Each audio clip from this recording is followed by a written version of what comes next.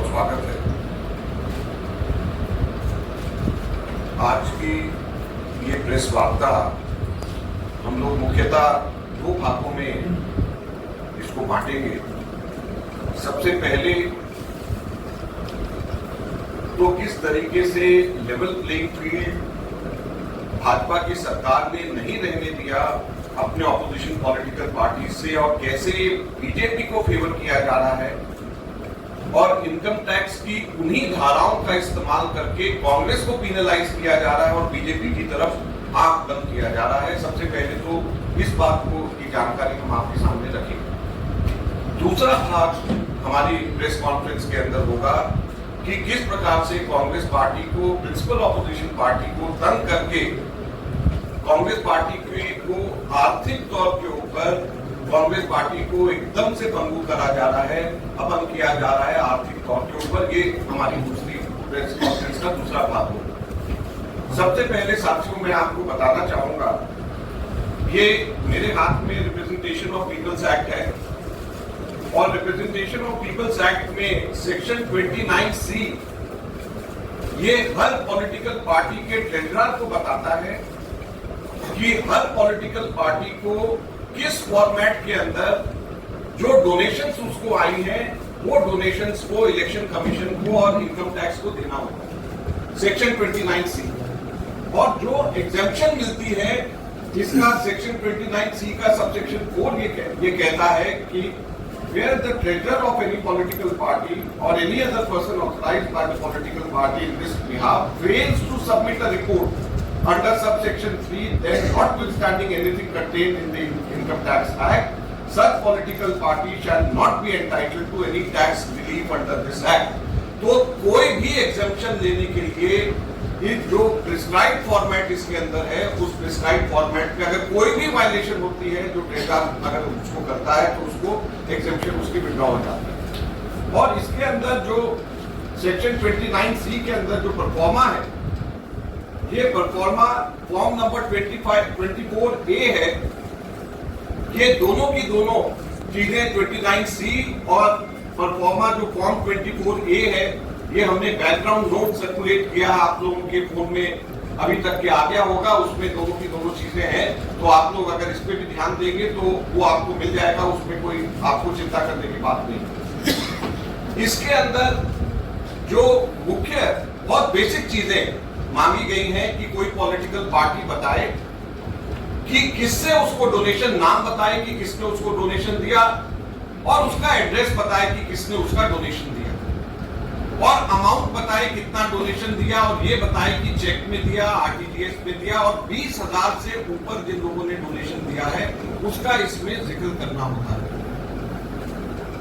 और जो वो इनकम टैक्स डिपार्टमेंट को और इलेक्शन कमीशन को जो पॉलिटिकल पार्टी देती है वो पॉलिटिकल पार्टी जो देती है इलेक्शन कमीशन उसको अपने वेबसाइट पे डालती है।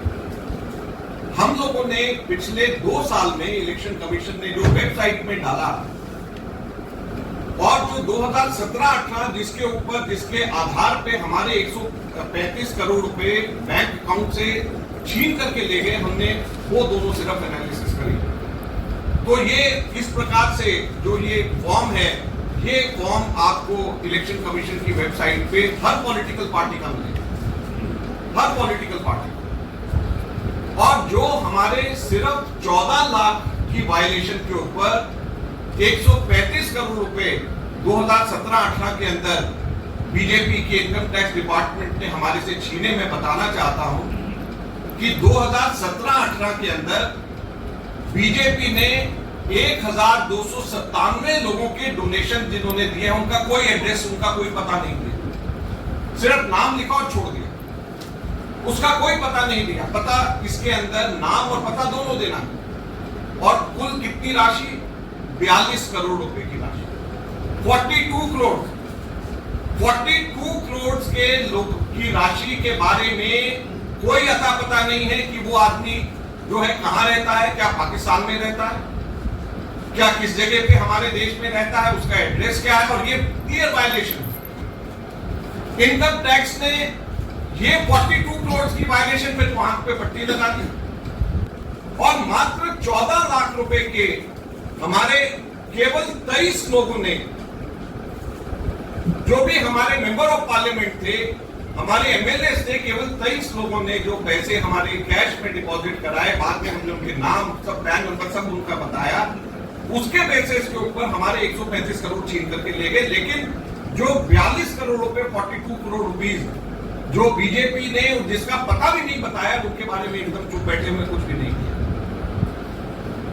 1297 लोगों का पता नहीं बताया, 1297 और 92 लोगों के तो नाम भी नहीं है। डोनर्स की लिस्ट है और 92 लोगों का नाम और पता नाम ही नहीं है कि ये 92 लोगों का नाम कौन सा है। अजय माकन है, जयराम रमेश है, अजय कुमार है, वो नाम भी नहीं उन्होंने उसके अंदर लिखा। 92 लोगों तो 92 लोगों का नाम नहीं, 1297 के एड्रेसेस नहीं, ये सिर्फ 2017-18। अब हमने हर साल का और खास तौर के ऊपर पिछले 2 सालों का जब एनालाइज किया, तो पिछले 2 सालों में 253 लोगों के नाम नहीं, 2.5 करोड़ ऐसी राशि दी है जिसका नाम भी नहीं, 1.05 करोड़ लिया है 126 लोगों का पिछले 2 सालों में जिनका एड्रेस नहीं। और इनकम टैक्स डिपार्टमेंट बीजेपी की इस कमी और हमारे इलेक्शन कमीशन इन सब चीजों के ऊपर आंख बंद करके बैठी हुई है। कांग्रेस सिर्फ सामने नजर आता है। इनकी जितनी भी वायलेशंस हैं, हम लोगों ने सारी की सारी वायलेशंस को उसी पैरामीटर से एनालाइज किया जिससे इन्होंने हमारे को गलत तरीके से एनालाइज किया। उसके ऊपर कितना इनकम टैक्स लगना चाहिए, कितनी उसके ऊपर इंटरेस्ट लगना चाहिए, और पिछले 7 सालों का जो हम लोगों ने हिसाब लगाया है, उससे 4,600 करोड़ रुपया बीजेपी के ऊपर पेनल्टी लगती है। 4,600 करोड़ रुपया, 4,600 करोड़ रुपीज पेनल्टी बीजेपी के ऊपर लगती है। Income tax department should raise the demand of 4,600 crore rupees from the BJP because of these violations. और हम इनकम टैक्स डिपार्टमेंट से डिमांड करते हैं कि उनको कांग्रेस की ये कमी नजर आती है, लेकिन ये 4,600 करोड़ की जो पेनल्टी बीजेपी से लेनी चाहिए, why is it not looking at these violations done by the BJP, जो क्लियर कट वायलेशंस है। आप लोग भी जाकर के इसमें वेबसाइट पे ECI से डाउनलोड कर सकते हैं और देख सकते हैं। मैंने जो अपने यहाँ पे निकाला है, जिस तरीके से आर लैंग्वेज का मैंने निकाला, ये भी हम आपको देंगे। आप लोग खुद भी इसमें से देख सकते हैं, अपने ऑफिस में किसी को दिखवा सकते हैं इसके अंदर किस तरीके से। और जो मैंने टोटल फिगर्स बताए हैं कि इतने नाम मिसिंग है, इतने एड्रेसेस मिसिंग है, इतना टोटल अमाउंट है, ये सब कंप्यूटर एडेड लैंग्वेज AI और आर लैंग्वेज को यूज करके हम लोगों ने निकाला है। तो इसमें कहीं पर भी कोई गुंजाइश नहीं है कि इसमें कहीं पे भी कोई गलती है। अब प्रश्न ये उठता है कि क्या इसको लेवल प्लेइंग फील्ड कहेंगे? हम लोगों को जो नोटिसेज आए हैं, मैंने आपको बताया सीताराम केसरी जी के जमाने के, हमारे 1993-94 के नोटिसेज हमारे को आए, सीताराम केसरी जी के जमाने के। और जब नोटिसेज पिछली बार आए थे, डिमांड कल हमारे पास में आया है 53 करोड़ का। सीताराम केसरी जी के जमाने के 53 करोड़ का डिमांड कांग्रेस का 1993-94 का कांग्रेस को आया है।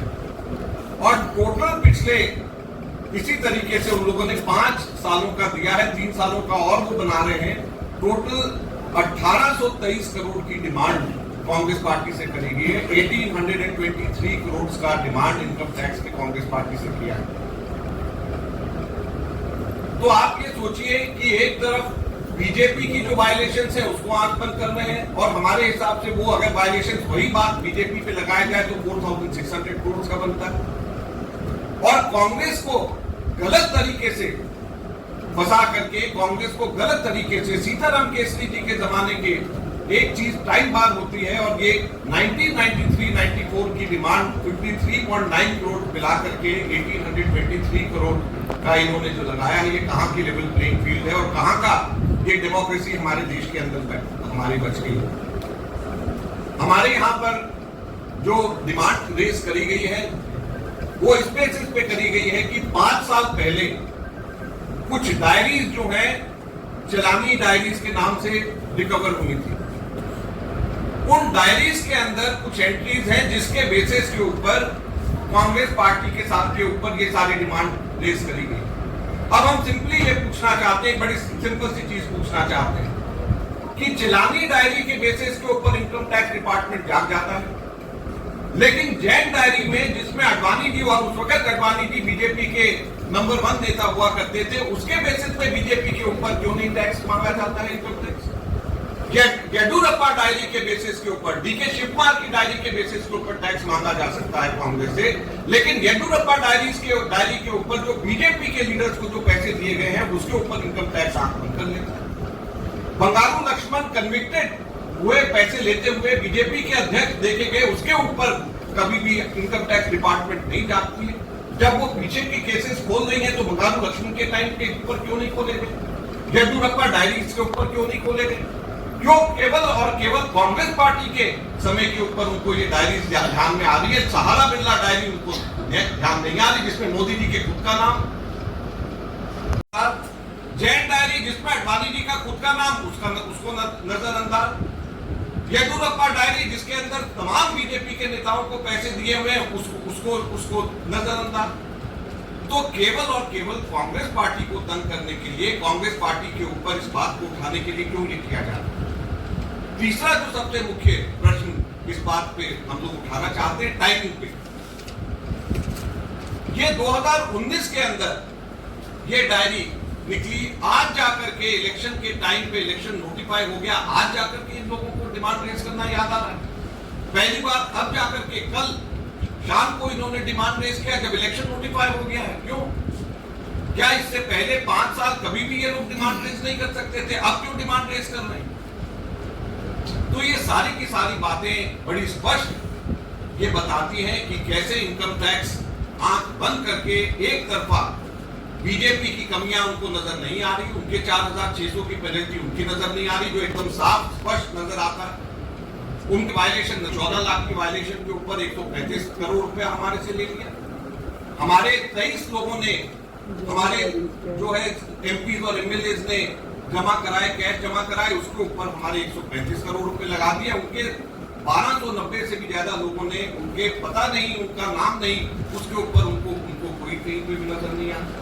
तो इसलिए हम लोग आपसे कहना चाहते हैं, आज ये समय आ गया है, अगर आप लोग इसको जनता को सही तरीके से नहीं दिखाएंगे और प्रिंसिपल ऑपोजिशन पार्टी को पुराने केसेस, सीताराम केसरी जी के जमाने के केसेस निकाल करके तंग किया जाएगा ताकि हमारे बैंक अकाउंट हमारे दोबारा से फ्रीज करे जा सके, ताकि फिर से हम सब लोगों को तंग करा जा सके, तो कैसे हमारे देश के अंदर लोकतंत्र जिंदा रहेगा? ये आप लोगों के सामने की बात है। हम मांग करते हैं इनकम टैक्स से कि 4600 करोड़ रुपए बीजेपी से इसी वक्त उनको नोटिस दिया जाना चाहिए। मैंने आपको पूरे फैक्ट फिगर्स और पूरे उसकी लोकेशंस कहाँ पे है उसकी मैंने जानकारी आप लोगों को दी है, और मैं उम्मीद करता हूं कि इनकम टैक्स डिपार्टमेंट इसी तेजी से कार्रवाई करेगा जैसे तेजी से कार्रवाई उन्होंने कांग्रेस के खिलाफ की।